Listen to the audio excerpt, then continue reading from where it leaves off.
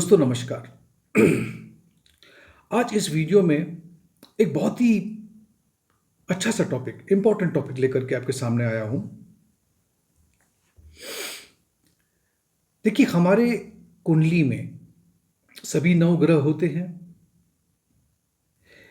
इन ग्रहों में से ऐसा कौन सा वो ग्रह है जो आपको आपकी पर्सनालिटी, आपका स्वभाव, क्या करियर आपको चूज करना है,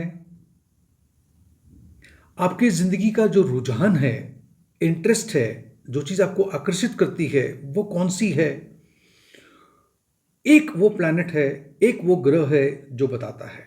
और इसे हम कहते हैं आत्मा कारका। वैसे तो स्वाभाविक तौर पे सूर्य को हमारी आत्मा से जोड़ के देखा गया, इसलिए उसे हम नेचुरल आत्मा कारका कहते हैं। लेकिन यहां जो मैं बात कर रहा हूं वो ऐसे एक ग्रह की बात कर रहा हूं जो अपने जो अंश है, डिग्रीज है, उससे वो एक आत्मा कारका बन जाते हैं। अब देखिए, यहां पे एक चार्ट देखिए, आप ध्यान से देखिएगा। इस चार्ट में आपको लेफ्ट साइड पे ग्रहों के नाम दिए हुए हैं और उससे राइट साइड पे उनकी डिग्री दी हुई है, कितने अंश प्राप्त किए हैं। ध्यान से देखेंगे तो जहां पे VEN लिखा है, मतलब कि वीनस है अंग्रेजी में, और हिंदी में इसे कहते हैं शुक्र। शुक्र 28 डिग्री पे है। क्या आप देख पा रहे हैं? अब क्योंकि ये 28 डिग्री पे है, ये आत्मकारकों के सबसे ज्यादा जो अंश प्राप्त करेगा ग्रह, उसे हम आत्मकारका कहेंगे। अब ये दूसरा चार्ट देखिए। यहां पर वही शुक्र जिसकी मैंने बात की थी, वो 11वें घर में बैठे हुए हैं, जहां पर अंग्रेजी के 2 अल्फाबेट दिए हुए हैं, GNK। यानी कि आपका आत्मकारका जो है वो 11वें घर में बैठा है। और क्योंकि वो 11वें घर में बैठा है, वो आपको आपकी नेचर में, आपके स्वभाव में, आपको कौन सा करियर लेना है, उस तरह से दिखाता है। हाँ, करियर के लिए हमें ज़्यादा देखना होगा अमत्य कारका को, वो अलग बात है। लेकिन यहाँ पे मैं स्वभाव की बात कर रहा हूँ। अब आपको अपनी कुंडली खोलनी है, अपनी कुंडली में देखना है कि आपका सबसे पहले तो कौन सा वो ग्रह है जिससे सबसे ज़्यादा अंश प्राप्त किए हैं, और फिर वो आपके लग्न कुंडली में किस भाव में, किस घर में बैठा है। एक बार आपने ये देख लिया तो फिर मैं वीडियो को आगे बढ़ाता हूं। अब हम आगे बात करते हैं। तो चलो अब बात करते हैं कि अगर आपके आत्मकारक का ग्रह अगर आपकी कुंडली में पहले ही घर में, लग्न में है, जिंदगी में आप हमेशा पहले रहना चाहते हो, हर जगह पे पहले मैं, और फिर वो डिपेंड करेगा कौन सा ग्रह है। अगर शुक्र है तो मैं मिस यूनिवर्स बनना चाहती हूं या मिस्टर यूनिवर्स बनना चाहता हूं। अगर गुरु है तो मैं सबसे अच्छा टीचर ऑफ द ईयर बनना चाहता हूं या चाहती हूं। अगर सूर्य है तो लीडर बनना चाहता हूं, पॉलिटिशियन बनना चाहता हूं। इस तरह की बातें हैं। और अगर मैं पॉलिटिशियन नहीं भी बना तो जो सर्कल मेरा छोटा सा है उसमें तो कम से कम मैं लीडर तो बनूंगा ही। अपनी पर्सनालिटी पे बहुत काम करते हो, अपने आप को चेंज करने की बहुत कोशिश करते हो, और ये अच्छी बात है। वहीं पर अगर आत्मकारक का अगर दूसरे भाव में हो, दूसरा भाव कुटुंब भाव है। अब ऐसे में दूसरे भाव में अगर आत्मकारक है तो आप अपने काम को बहुत मजे लेके करते हो। अपने काम में आपको मजा आता है, प्लेजर मिलता है, कॉन्फिडेंस रहता है। और अधिकांश ऐसे लोग अपनी फैमिली में जो काम, पूर्वजों का जो काम चल रहा है, अगर उसी में है तो बहुत ही अच्छी पोजीशन है ये आपके लिए। अगर आपके आत्मकारक का अगर तीसरे भाव में है, अब तीसरा भाव जो है ये थोड़ा सा मैं एक्सप्लेन करता हूं आपको। कभी कभी नेगेटिव थॉट्स होते हैं। आप शिकायत कर रहे हो कि बहुत आवाज़ हो रही है, ये जाने बिना कि वो आवाज़ इसलिए हो रही है कि अपॉर्चुनिटी आपके दरवाजे पे दस्तक दे रही है और आप उसे आवाज़ समझते हो। मतलब इतनी तरह की नेगेटिविटी आ सकती है। आत्मकारका का तीसरे घर में बैठना ये भी दिखाता है कि आपको एक तरह का प्यार है यात्राओं से, नॉलेज गेन करना, डेवलपमेंट में, कम्युनिकेशन में, मास्क, मीडिया, लिखना, ये सब आपको बहुत पसंद है।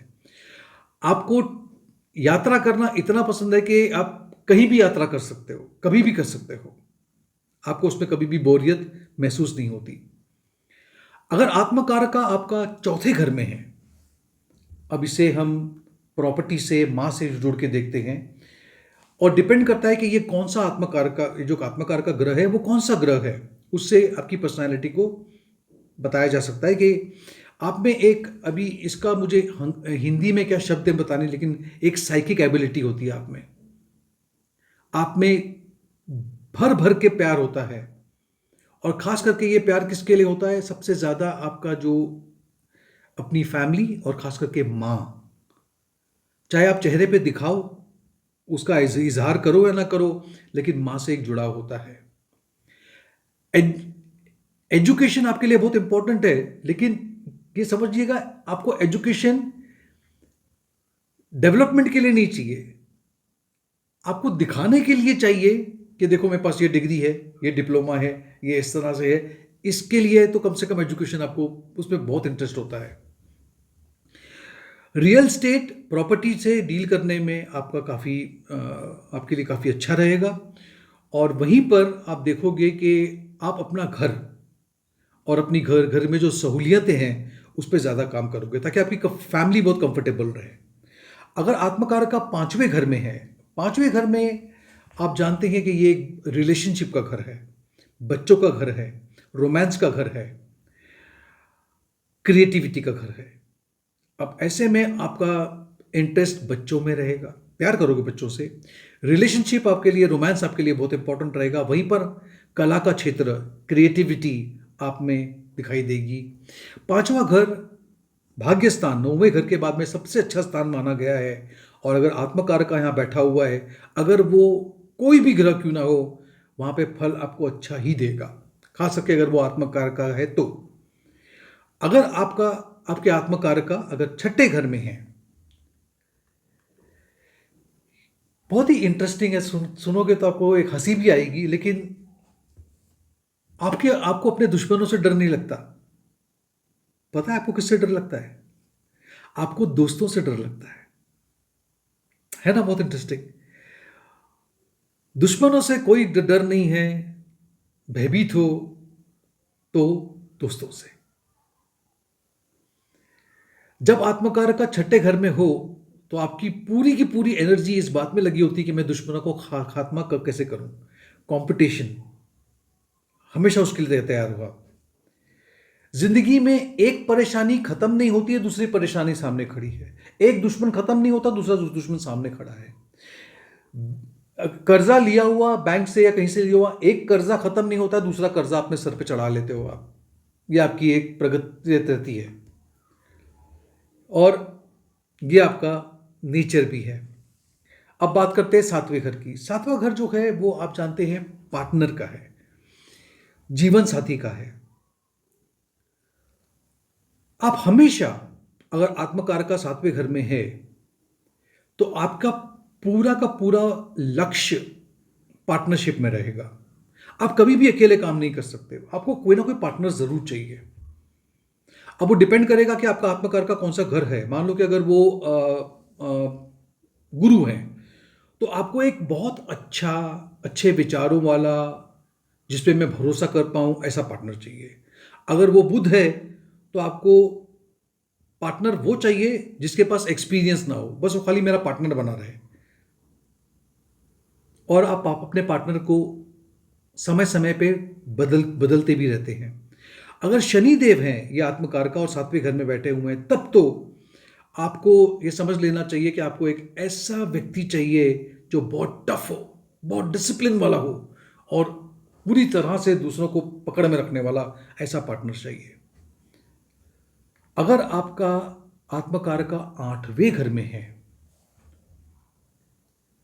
आप नई नई दुनिया तलाशने निकलते हो, ऐसी जगहों पे जाना पसंद करते हो जहां पे कभी आज तक कोई नहीं पहुंचा। वो सब करने की कोशिश करते हो जो आज तक आपने नहीं किया, रिसर्च करना, नई जगह ढूंढना, कभी तंत्र मंत्र, ऑकल्ट साइंस, और मतलब हर तरह की नई चीजें, एडवेंचर आपको बहुत पसंद आता है अगर 8वें घर में आत्मकार का है। इसीलिए शायद आपकी जिंदगी में आपको बिल्कुल बोरियत महसूस नहीं होती है, क्योंकि आप कुछ ना कुछ खोदते रहते हो, ढूंढते रहते हो, देखते रहते हो। इसी में आपका समय निकल जाता है। एक तलाश है, वो तलाश आपकी खत्म ही नहीं होती है। आपको ये नहीं पता कि जिंदगी में अगले मोड़ पे क्या आने वाला है, लेकिन आपको कोई फर्क नहीं पड़ता। वहीं पर अगर अब बात करूंगा भाग्य स्थान में 9वें घर में अगर आपका आत्मकार का है, इससे अच्छी पोजीशन मेरे ख्याल से कोई नहीं है। ये तो एक ऐसा बच्चा है, एक ऐसा इंसान है जो जब पैदा हुआ था तो मुंह में सोने चांदी का चम्मच लेके पैदा हुआ था। अगर आपको नदी में भी फेंक दिया जाए, समुद्र में फेंक दिया जाए, आपके पास कोई ना कोई सहारा अपने आप पहुंच जाएगा। कोई भी जिंदगी में समस्या आ जाए, आपके पास में कोई ना कोई खड़ा होगा। आपको मदद मांगने की जरूरत भी ना पड़े, ऐसी परिस्थिति बन के आ जाती है। बहुत अच्छी पोजीशन है। वहीं पर अगर 10वें घर में आत्मकार का है, तो ऐसे व्यक्ति को अपना करियर बनाने में, पैसा भी छोटा मोटा नहीं, बड़ा पैसा बनाने में बहुत ज्यादा मेहनत करता है। वो उसी की तरफ वो उसका आकर्षण रहता है। ऐसे व्यक्ति को आप एक दो शब्दों में डिस्क्राइब नहीं कर सकते हो। ये अपनी पूरी एनर्जी कामयाबी की तरफ ही लगाता है, और उसके लिए अगर उसको सब कुछ भी छोड़ना पड़े, घर परिवार भी छोड़ना पड़े, तो कोई दिक्कत नहीं है, मेरा पूरा लक्ष्य मेरे करियर पे है। ये ऐसे प्रभाव का मतलब ये प्रभाव रहता है इसका, और इस तरह का व्यक्ति होता है। वहीं पर अगर ये 11वें घर में हो, आत्मकारक का अगर 11वें घर में हो, अब 11वां घर आपके मित्रों का है, सोशल सर्कल का है, ऐसे में आपकी जिंदगी पूरी निर्भर करती है आपके दोस्तों पे। आत्मकारक का अगर 11वें घर में है, तो आपको आपकी सोच ऐसी होती है कि मैं कुछ काम ना करूं, दोस्त ऐसे बनाऊं कि दोस्तों के सहारे गाड़ी चल पड़े मेरे। और ऐसा होता भी है, क्योंकि आपकी सोच की तरह ही दूसरे सोचने वाले दोस्त मिल जाते हैं आपको। बहुत इन्फ्लु छोटे मोटे लोगों से आप फ्रेंडशिप नहीं करोगे। वो व्यक्ति जो इतना हाई इन्फ्लुएंशियल होगा, जो आपको, अगर आपको बिजनेस करना है, मान लो बिजनेस करना है, मैं बिजनेस में मार्केटिंग की मुझे ज़रूरत नहीं पड़ेगी। क्यों? क्योंकि मेरे इतने सारे मित्र हैं, ये खुद ही मेरी मार्केटिंग कर देंगे, ये खुद ही मेरे को बिजनेस देंगे। इस तरह की पोजीशन रहती है व्यक्ति की। और जो चार्ट आपको मैंने दिखाया था उसमें वही पोजीशन है शुक्र की, यानी कि ज़्यादातर आपकी जो फ्रेंड्स होंगी, खास करके फीमेल फ्रेंड्स, वहाँ से आपको कामयाबी मिलेगी। पर बिजनेस, आप कोई भी बिजनेस करते हो, बिजनेस जरूर करोगे आप, लेकिन बिजनेस आपका चलेगा तो दोस्तों के सहारे ही चलेगा, ये समझ लो। अब बात करते हैं कि अगर आत्मकारक का 12वें घर में है। अब ये एक ऐसा व्यक्ति है जो सुबह को अलग और रात को अलग, एक तरह से ये दोहरी जीवन जीता है। आत्मकारक का 12वें घर में आपको बहुत ही ज्यादा यू नो किसी से अपने मन की बात नहीं कहना, सीक्रेटिव कहते हैं इसे हम। अकेला रहना बहुत पसंद करते हो, आपको कोई बोरियत नहीं होती है। अगर आप अकेले हो तो आप अकेला और ज्यादा एंजॉय करते हो,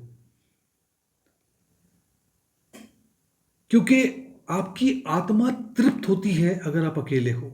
आप अपने आप से बात करना पसंद करते हो, आप उस दुनिया से जुड़ना पसंद करते हो। आप अगर संबंध बनाना भी चाहोगे तो आपको फॉरेन कंट्री से जो उनका कल्चर है उसको जानने में रुचि हो सकती है। ऐसे व्यक्ति को जीवन में बहुत सारी तकलीफें आती ज़रूर हैं, और फिर वो तकलीफ से निकल करके वापस रास्ते पे आ भी जाते हैं, मतलब सही भी कर देते हैं उसको। और आपको कोई फ़र्क नहीं पड़ता कि मेरा फ़ायदा हुआ कि नुकसान हुआ, रात को आपको नींद आराम से आ जाती है, आपको कोई तकलीफ नहीं है। तो दोस्तों, ये है मेरा विश्लेषण कि अगर आपका आत्मकारक का वो ग्रह जिसने सबसे ज़्यादा अंश प्राप्त किए हैं आपकी कुंडली में, अगर इन भावों में बैठे हैं, तो आपको किस तरह का परिणाम आप जीवन में देख सकते हैं। इस वीडियो को देखने के लिए बहुत बहुत शुक्रिया। अगर आपको ये वीडियो पसंद आया हो तो इसे एक लाइक ज़रूर दीजिएगा, मेरे चैनल को सब्सक्राइब कीजिए, नोटिफिकेशन बेल आइकन पर क्लिक कीजिएगा। बहुत बहुत शुक्रिया।